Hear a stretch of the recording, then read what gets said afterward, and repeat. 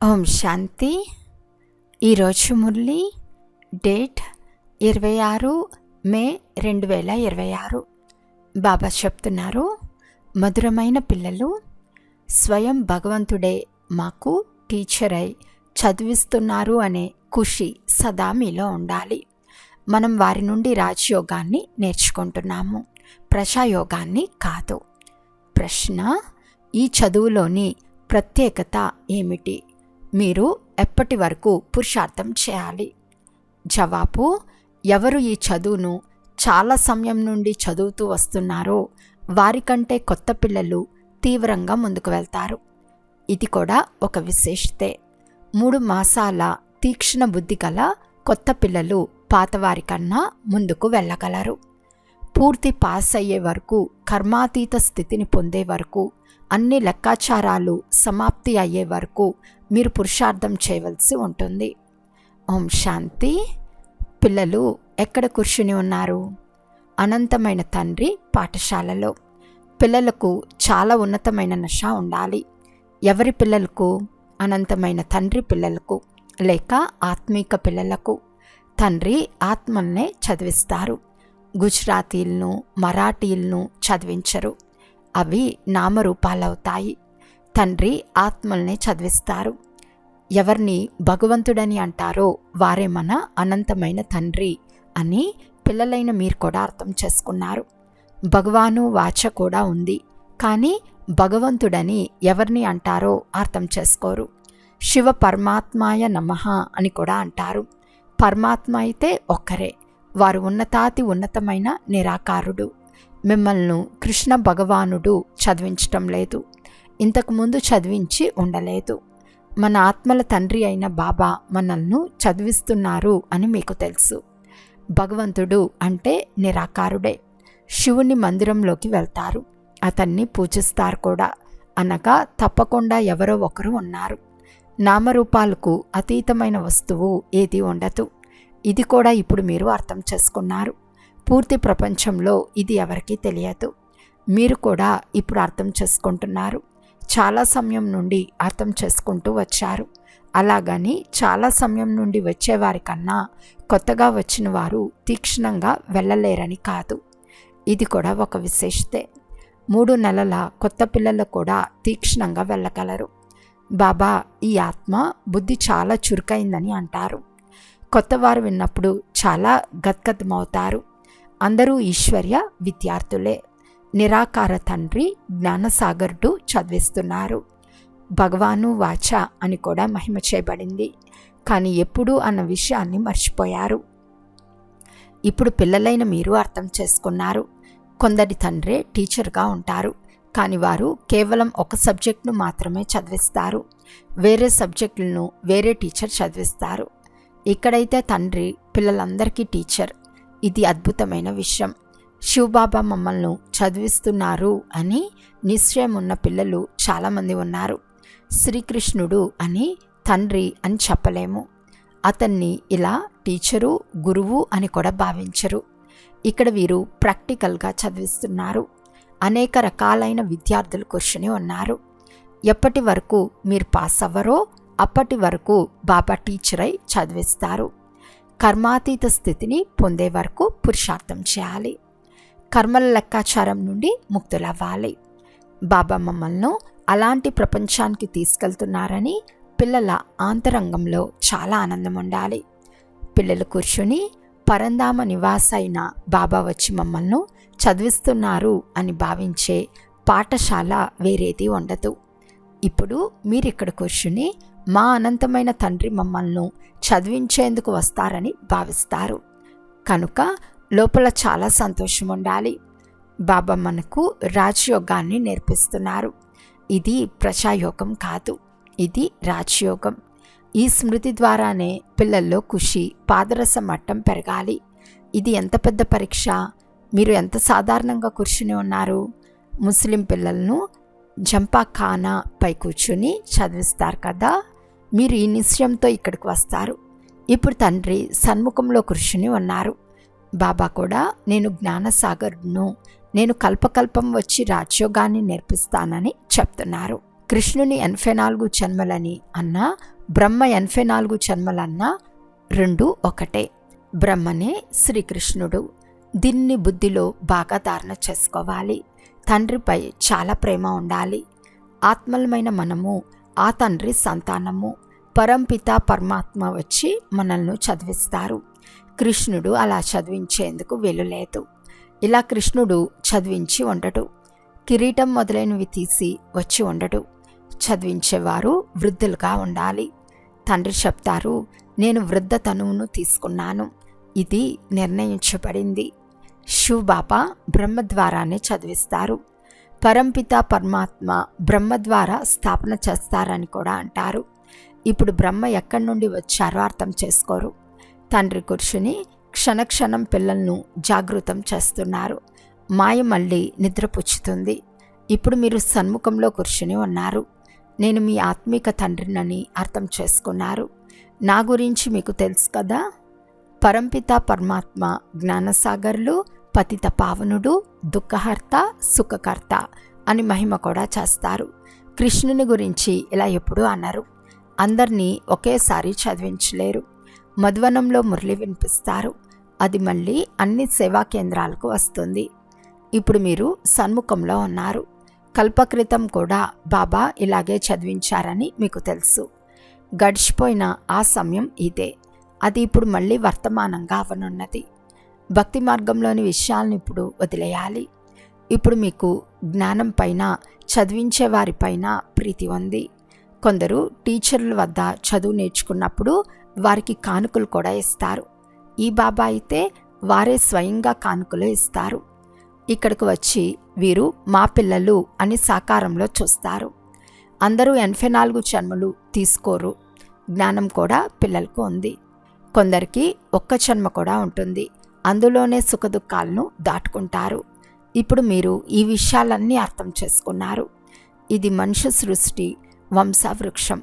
మొదటి నంబర్లో ఉన్నవారు బ్రహ్మ సరస్వతి, ఆదిదేవ్ ఆదిదేవి. తర్వాత అనేక ధర్మాలు వస్తాయి. వారు సర్వాత్ములకు బీజము, మిగిలిన వారంతా ఆకులు. ప్రజాపిత బ్రహ్మ సర్వుల పిత. ఈ సమయంలో ప్రజాపిత హాజరుగా ఉన్నారు. వీరు కూర్చుని శూద్రులను బ్రాహ్మణులుగా పరివర్తన చేస్తున్నారు. ఈ విధంగా వేరెవ్వరూ చేయలేరు. తండ్రి మిమ్మల్ని శూద్రుల నుండి బ్రాహ్మణులుగా చేసి మళ్ళీ దేవతలుగా చేసేందుకు చదివిస్తున్నారు. ఇది సహజ రాజయోగ విద్య.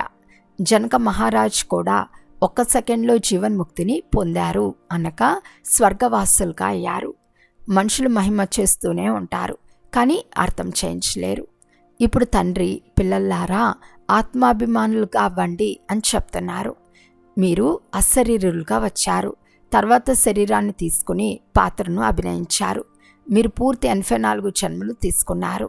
సత్యమైన తండ్రి సత్యాన్నే తెలియచేస్తారు. రాజధాని ఉంటుంది కదా, రాజయోగాన్ని ఒక్కరే నేర్చుకోరు. మీరంతా ఇప్పుడు ముళ్ళ నుండి పుష్పాలుగా అవుతున్నారు. ముళ్ళు పుష్పము అని ఎవరినంటారో కూడా ఇప్పుడు మీరు అర్థం చేసుకుంటున్నారు. ఇది చీచీ ముళ్ళ ప్రపంచం. మనం 84 జన్మల చక్రంలో తిరిగి నరకవాసులుగా అయ్యాము. మళ్ళీ ప్రపంచ చరిత్ర భూగోళాలను పునరావృతం చేస్తాము. మనం మళ్ళీ తప్పకుండా స్వర్గవాసులుగా అవుతాము. కల్పకల్పం మనమే అవుతాము. క్షణక్షణం దీన్ని గుర్తు చేసుకోవాలి. జ్ఞానాన్ని ఇతరులకు అర్థం చేయించాలి. ఈ లక్ష్మీనారాయణులు సూర్యవంశీలు. యేసుక్రీస్తు వచ్చారు. ప్రారంభంలో చాలా కొద్ది మందే ఉండేవారు. వారి రాజధాని ఉండేది కాదు. ఇప్పుడు తండ్రి వచ్చి సత్యుగ రాజధానిని స్థాపన చేస్తారు. స్థాపన సంగం యుగంలోనే జరుగుతుంది. ఇది సత్యమైన కుంభమేళా అని ఇప్పుడు మీ బుద్ధిలో ఉంది. ఆత్మలు అనేకం, పరమాత్మ ఒక్కరే. పరమాత్మ అయిన తండ్రి పిల్లల వద్దకు వారిని పావనంగా చేసేందుకు వస్తారు. దీనినే సంగం యుగమని, కుంభమేళా అని అంటారు. ఇప్పుడు మీకు జ్ఞానం 3వ నేత్రం లభించింది. తండ్రి వచ్చి స్వర్గవాసులుగా చేస్తారు. తర్వాత నరకమైన పాత ప్రపంచం వినాశనం తప్పకుండా జరగాలి. కల్పకల్పం వినాశనం జరుగుతూనే ఉంటుంది. కొత్తది పాతదిగా, పాతది కొత్తదిగా అవుతుంది. ఇది తప్పకుండా జరుగుతుంది. కొత్తదాన్ని స్వర్గమని, పాతదాన్ని నరకమని అంటారు. ఇప్పుడు ఎంతమంది మనుషులు వృద్ధి చెందుతున్నారు? ధాన్యం కూడా లభించదు. మేము చాలా ధాన్యాన్ని పండిస్తామని భావిస్తారు. కానీ పిల్లలు ఎంతోమంది జన్మిస్తూ ఉంటారు. ధాన్యం ఎక్కడి నుండి తెస్తారు? ఈ పూర్తి పాత ప్రపంచం సమాప్తం అవ్వనున్నదని ఇప్పుడు పిల్లలైన మీకు బాగా తెలుసు. మనుషులకు ఈ జ్ఞానం బాగుందని కూడా అనిపిస్తుంది. కానీ బుద్ధిలో ఏమీ కూర్చోదు. నరకం తర్వాత స్వర్గం వస్తుందని మీ బుద్ధిలో ఉంది. సత్యుగపు దేవీ దేవతలు ఒకప్పుడు ఉండి వెళ్ళిపోయారు. ఈ లక్ష్మీనారాయణులు భారతదేశానికి యజమానులుగా ఉండేవారు. వారి చిత్రాలున్నాయి. సత్యుగంలో ఆది సనాతన దేవీ దేవతా ధర్మం ఉండేది. ఇప్పుడు తమను తాము దేవీ దేవతా ధర్మం వారమని చెప్పుకోరు. అందుకు బదులుగా హిందువులమని చెప్తారు. మనం ఇటువంటి దేవీ దేవతలుగా అవుతున్నామని పిల్లలకు బాగా తెలుసు. బాబా మనల్ని ఈ అవయవాల ద్వారా చదివిస్తున్నారు. లేకుంటే నేను మిమ్మల్ని ఎలా చదివించగలను అని బాబా అంటారు. ఆత్మల్నే చదివిస్తారు. ఎందుకంటే ఆత్మలోనే మలినం చేరుతుంది. ఇప్పుడు మీరు స్వచ్ఛమైన బంగారంగా అవ్వాలి. బంగారు యుగం నుండి వెండి యుగంలోకి వస్తారు. అనగా వెండి రూపీ మలినం చేరటం వలన మీరు చంద్రవంశీయులుగా అయిపోతారు. సత్యుగంలో స్వర్ణిమ యుగంలో ఉండేవారు. వారే మళ్ళీ క్రిందకు దిగారు. తర్వాత వృద్ధి కూడా జరుగుతుంది. మేము బంగారం, వెండి, రాగి, ఇనుప యుగాలలో 84 జన్మల చక్రంలో తిరిగి వచ్చామని ఇప్పుడు మీ బుద్ధిలో ఉంది. అనేకసార్లు ఈ పాత్రను అభినయించాము. ఈ పాత్ర నుండి ఎవరూ ముక్తులు కావలేరు. మాకు మోక్షం కావాలని వారంటారు. కానీ వాస్తవానికి విసుగు చెందవలసింది మీరు. ఎందుకంటే 84 జన్మ చక్రంలో తిరిగింది మీరు. రావటం పోవటం జరుగుతూనే ఉంటుంది. దీని నుండి మేమెందుకు ముక్తులం అవ్వలేమని మనుషులు భావిస్తారు. కానీ ఇది జరగదు. మీరు మోక్షాన్ని పొందుతారు. బ్రహ్మతత్వాన్ని స్మృతి చేసినట్లయితే అందులో లీనమవుతారని గురువులు కూడా చెప్తారు. అనేక మతాంతరాలు భారతదేశంలోనే ఉన్నాయి. ఇతర ఏ ఖండంలోనూ ఇన్ని లేవు. అనేక మతాలున్నాయి. ఒకటి మరొక దానితో కలవదు. రిద్ధి సిద్ధులు కూడా చాలా నేర్చుకుంటారు. కొందరు కుంకుమను తీస్తారు, కొందరు ఇంకేదో తీస్తారు. అది చూసి మనుషులు చాలా సంతోషిస్తారు. ఇది ఆధ్యాత్మిక జ్ఞానం. ఆత్మలమైన మన తండ్రి ఆధ్యాత్మిక తండ్రి అని మీకు తెలుసు. ఆత్మిక తండ్రి ఆత్మలతో మాట్లాడతారు. వారు వచ్చి సత్యనారాయణ కథను లేక అమర్ కథను వినిపిస్తారు. దీని ద్వారా అమర్లోకానికి యజమానిగా చేస్తారు. నరుడి నుండి నారాయణునిగా చేస్తారు. మళ్ళీ గవ్వ సమానంగా అవుతారు. ఇప్పుడు మీకు వజ్ర సమానమైన అమూల్య జన్మ లభించింది. మరి గవ్వల వెనుక మీ సమయాన్ని ఎందుకు వ్యర్థం చేసుకుంటారు? ఈ ప్రపంచం ఇక ఎన్ని సంవత్సరాలుంటుంది?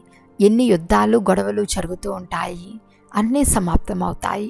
మృత్యు సమీపంలో మీ ముందే నిల్చుని ఉంది. తర్వాత ఈ లక్షల కోట్లు ఎవరు కూర్చుని తింటారు? మీరెందుకు దీన్ని సఫలం చేసుకోరాదు? ఈ ఆత్మిక కళాశాలను తెరవటం ద్వారా మనుషులు సదా ఆరోగ్యవంతులుగా, ఐశ్వర్యవంతులుగా, ఆనందంగా అవుతారు. ఇక్కడ ఆసుపత్రి, విశ్వవిద్యాలయము కంబైన్డ్గా ఉన్నాయి. ఆరోగ్యం, ఐశ్వర్యం, ఆనందం లభిస్తాయి. యోగం ద్వారా దీర్ఘాయువు కూడా లభిస్తుంది. మీరు ఎంతో ఆరోగ్యవంతులుగా అవుతారు. అనంతమైన సంపాదన లభిస్తుంది. అల్లావుద్దీన్ అద్భుతమైన నాటకాన్ని కూడా చూపిస్తారు.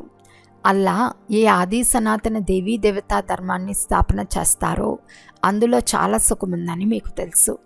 దాని పేరే స్వర్గం. మీరు శాంతిధామ నివాసులుగా ఉండేవారు. తర్వాత మీరు మొట్టమొదట సుఖధామంలోకి వచ్చారు. మళ్ళీ మీరు 84 జన్మలు తీసుకుంటూ క్రిందకు దిగుతూ వచ్చారు. కల్పకల్పం పిల్లలైన మీకు నేను కూర్చుని అర్థం చేయిస్తాను. మీకు మీ జన్మల గురించి తెలియదు. నేను వచ్చి మీకు అర్థం చేయిస్తాను. మీరు 84 జన్మలు తీసుకున్నారు. ఈ శరీరం పతితమైనది. ఆత్మ కూడా తమ్ము ప్రధానమైపోయింది. బాబా సరైందే తెలియచేస్తారు. బాబా ఎప్పుడూ తప్పు చెప్పరు. వారే సత్యం. సత్యుగం నిర్వికారి ప్రపంచం, న్యాయబద్ధమైన ప్రపంచం. తర్వాత రావణుడు అన్యాయబద్ధంగా తయారు చేస్తాడు. ఇది అసత్యఖండం, అసత్యమాయ, అసత్యకాయం. ఏ ప్రపంచమో అని గానం కూడా చేస్తారు. ఈ పూర్తి పాత ప్రపంచమంతా అసత్యమైనదే. సత్యుగంలో సత్యమైన ప్రపంచం ఉండేది. ప్రపంచం ఒకటే రెండు లేవు. కొత్త ప్రపంచమే మళ్ళీ పాత ప్రపంచంగా అవుతుంది. కొత్త ఇంటికి పాత ఇంటికి వ్యత్యాసమైతే ఉంటుంది కదా. కొత్తది తయారైనప్పుడు మేము కొత్త ఇంట్లో కూర్చుంటామని భావిస్తారు. ఇక్కడ కూడా పిల్లల కొరకు నూతన ఇంటిని నిర్మిస్తారు. చాలామంది పిల్లలు తయారవుతూ ఉంటారు. పిల్లలైన మీకు చాలా ఖుషి ఉండాలి. జ్ఞానసాగరుడైన నా పిల్లలందరూ కామచిత్పై కూర్చుని పూర్తిగా కాలిపోయారని తండ్రి అంటారు. ఇప్పుడు మళ్ళీ వారిని జ్ఞానచిత్పై కూర్చోపెట్టి స్వర్గాధికారులుగా చేస్తాను. కామచిత్పై కూర్చోవటం వలన పూర్తి నల్లగా అయిపోయారు. కృష్ణునికి శ్యామసుందరుడు అని పేరుంచారు, కానీ అర్థాన్ని ఎవరూ తెలుసుకోలేరు. ఇప్పుడు మీరు ఎలా ఉన్నవారు, ఎలా తయారవుతున్నారు? తండ్రి గవ్వ సమానంగా ఉన్నవారిని వజ్ర సమానంగా తయారు చేస్తారు. కనుక ఎంత గమనం ఇవ్వాలి? తండ్రిని స్మృతి చేయాలి. స్మృతి ద్వారానే మీరు స్వర్గాధిపతులుగా అవుతారు. అచ్చా, మధురాతి మధురమైన అపురూపమైన పిల్లలకు మాతాపిత బాప్తాతాల ప్రియ స్మృతులు మరియు గుడ్ మార్నింగ్. ఆత్మిక పిల్లలకు ఆత్మిక తండ్రి నమస్తే. ఆత్మిక తండ్రికి ఆత్మిక పిల్లల యొక్క ప్రియ స్మృతులు మరియు నమస్తే నమస్తే నమస్తే. ధారణ కొరకు ముఖ్య సారము. ఫస్ట్ పాయింట్, ఈ వజ్రతుల్యమైన అమూల్యమైన జీవితాన్ని గవ్వల వెనుకపడి వ్యర్థం చేసుకోరాదు. మృత్యు సమీపంలో మీ ముందే నిలిచి ఉంది కనుక మీ సర్వస్వాన్ని ఆత్మీక సేవలో సఫలం చేసుకోవాలి. సెకండ్ పాయింట్, చదువుపై చదివించే వారిపై సత్యమైన ప్రీతిని ఉంచాలి. భగవంతుడు మమ్మల్ని చదివించేందుకు వచ్చారన్న సంతోషంలో ఉండాలి. ఈరోజు వరదానము. క్యాచింగ్ పవర్ ద్వారా తమ అసలు సంస్కారాలను క్యాచ్ చేసి వాటి స్వరూపంగా అయ్యే శక్తిశాలి భవ. పురుషార్థానికి ముఖ్యమైన ఆధారము క్యాచింగ్ పవర్. ఎలాగైతే విజ్ఞానవేత్తలు చాలా కల్పకృతపు శబ్దాన్ని గ్రహిస్తారో అలా సైలెంట్ శక్తి గల మీరు మీ ఆది దైవీ సంస్కారాన్ని క్యాచ్ చేయండి. దీని కొరకు నేనే ఇలా ఉండేవాడిని, ఇప్పుడు మళ్ళీ అవుతున్నాను అనే స్మృతి సదా ఉండాలి. ఆ సంస్కారాలను ఎంతగా క్యాచ్ చేస్తారో అంతగా ఆ స్వరూపంగా అవుతారు. 5000 సంవత్సరాల విషయం ఇది నిన్నటి విషయమే అన్నంత స్పష్టంగా అనుభవం అవ్వాలి. మీ స్మృతిని ఇంత శ్రేష్టంగా స్పష్టంగా చేసుకుంటే అప్పుడు శక్తిశాలిగా అవుతారు. స్లోగన్. బ్రాహ్మణ జీవితం యొక్క శ్వాస ఖుషి. భలే ఈ శరీరం పోయినా ఖుషి పోరాదు. అవ్యక్త సూచన. సదా అచల్ అడోల్ ఏకరస స్థితిని అనుభవం చేయండి. ఒక్క దెబ్బతో వ్యాపారం చేసేవారు ఒక్కరి వారిగా అయ్యే కారణంగా సదా ఏకరసంగా ఉంటారు. ఇకపోతే ఎవరైనా కొద్ది కొద్దిగా వ్యాపారం చేస్తారో, ఒకదానికి బదులుగా 2 నావలపై కాళ్ళు పెట్టేవారిగా ఉంటారో వారు సదా ఏదో ఒక చిక్కు యొక్క అలచడిలో ఉంటారు. ఏకరసంగా అవ్వరు. అందువలన వ్యాపారం చేయాలి అంటే సెకండ్లో చేయండి. మనసును ముక్కలు ముక్కలు చేయకండి. అచ్చా. ఓం శాంతి.